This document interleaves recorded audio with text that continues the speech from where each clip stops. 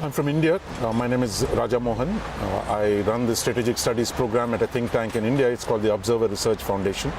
I'm also a columnist on foreign affairs. I write a column regularly on India's engagement with the world.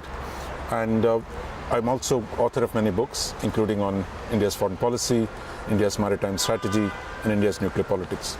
What do you think will be on the political agenda of the future? I think if you look at the world as a whole today, I think there are at least three big issues that we got to need to deal with. I think the idea that, look, after the fall of the Berlin Wall, that there's going to be no competition or confrontation between the major powers, that there was relative harmony among the major powers. But today we are seeing the breakdown of the post-Cold War phase, where the US-Russia understandings in Europe are breaking down.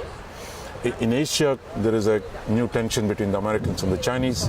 And within Asia, there are new conflicts between China and Japan, China and the ASEAN members. So I think the period of relative harmony in the international stage between the major powers is collapsing. So therefore, how do we restructure the relations among major powers? How do we prevent a confrontation between Americans and the Russians, between the Americans and the Chinese, between the Chinese and the Japanese? So I think that is going to be a big item on the global agenda. The second, I think, the rebalancing of the global economy, that China must find a way to reorganize its economy where it's not going to export to everyone, that it has to move towards consumption. Or how do you ensure that shift between East and West or within the economic domain? That's going to be a major challenge. The other issue, I think the third issue, is that if China and India continue to grow, what impact does it have on the global resources? What impact does it have on the global environment? So that, I think, are we saying that, look, the developing countries have no right to develop, they got to stay at the same level?